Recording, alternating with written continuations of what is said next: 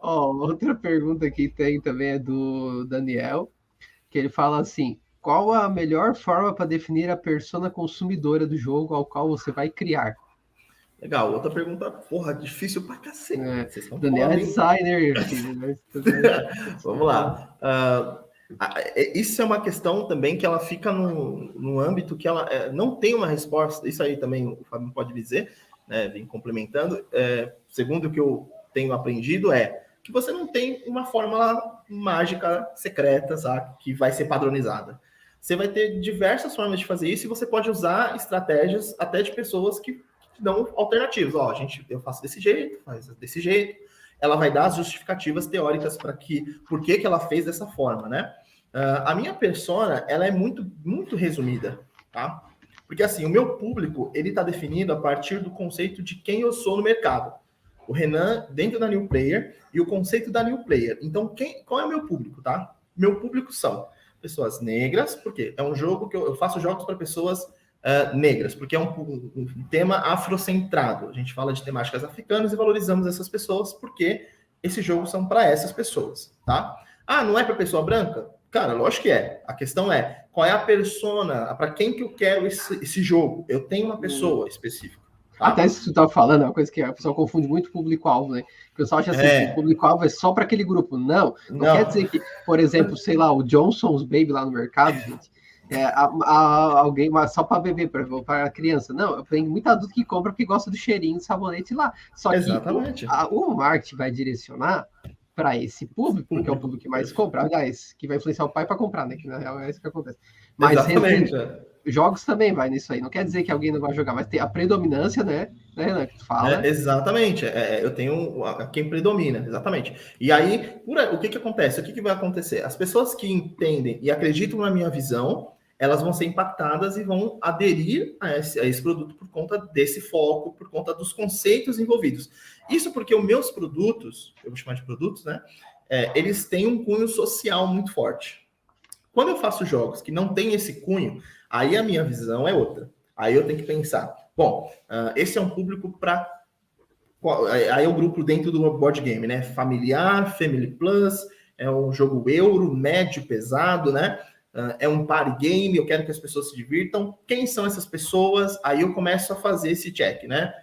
Quem são essas pessoas? Dificilmente eu faço uma persona, eu tenho que pensar em várias, eu faço umas 2, 3 para que eu consiga pelo menos ter uma variante dependendo do jogo.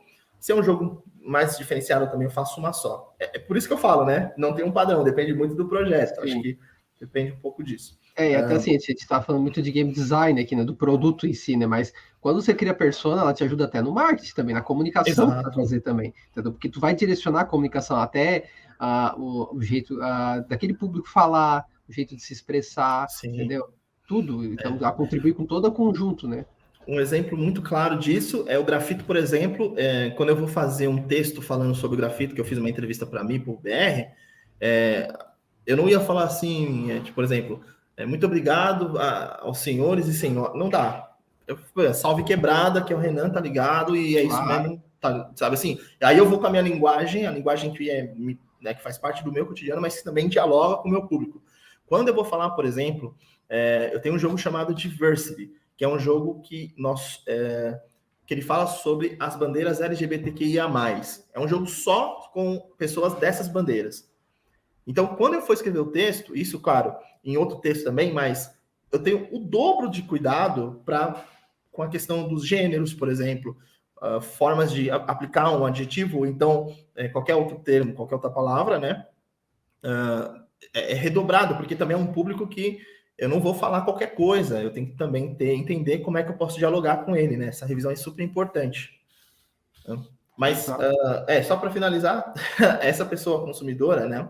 A princípio, quando eu não faço algo focado socialmente, eu faço esse escopo onde eu penso qual é a idade dela, tá? Qual é a média dos valores dos jogos dentro da faixa que ela gasta, tá? E aí eu começo a ir já para o produto. Por quê? Porque aí eu falo, tá, para eu ter um produto nessa faixa, eu preciso desses componentes, não posso chegar a ter tantos dados, tem que ter menos dados, tem que ser cartas, não pode ser tabuleiro, a caixa tem que ser tanto. Eu Aí, te perguntar isso do material, né? Porque como é tudo isso. físico, o custo de produção, né? Até tudo, logística, entrega. Se não tem uma editora, fica muito complicado tudo isso, né? Sim, é desafiador, né? Hoje a gente tem, assim, uma empresa que ela fabrica esses jogos para as pessoas que querem iniciar os projetos de forma independente, ou até com editoras também, mas... e ela faz, assim, esse fornecimento. Por exemplo, a questão de entregar, ela entrega, depois de um tempo ela pode locar até um lugar para guardar, para ficar mandando, mas aí ela cobra uma taxa. Ou então você recebe e manda sozinho, né? Já as editoras não, a maioria delas tem um estoque, né? Então elas têm mais tranquilidade quanto a isso. Né? Mas realmente quando a gente desenvolve no físico, a gente tem que ter uma cautela sobre qual é o custo do preço, o custo do jogo, o custo de produção e o preço final que você quer que ele esteja no mercado, porque se você não adianta você fazer igual, eu tenho o Massai, ele tem 54 dados. Aí eu vou dar um chute aqui, tá? Eu tô sendo bem esdrúxulo. Digamos que para a produção dele seja R$ 150. Cara, R$ 150 de produção, se eu for a única pessoa, se eu precisar de um distribuidor, ele tem que colocar a margem dele. Aí, se esse distribuidor vender para uma loja, o cara vai vender para o consumidor final com a margem dele também. Então já são duas margens de lucro, entende? E eu recebo na minha venda, às vezes, ou para a distribuidora, ou para o cara que é o revendedor lá, que é o lojista. Entendeu? Toda a cadeia de processo, né? Exatamente. Então, nesse caso, assim, eu sei que, por exemplo, quando a gente vai para o digital, a gente tem ainda esse conceito de tentar entender dentro do processo também, mas a gente tem umas plataformas que facilitam esse tipo de coisa, porque você precisa mais do desenvolvimento do jogo, é mais a questão de desenvolver o código, né? Então, você tem outros problemas de desenvolvimento envolvidos que geram custo, né? E já realmente em deixar o jogo para o consumidor final, no físico ele tem essas preocupações também. Né?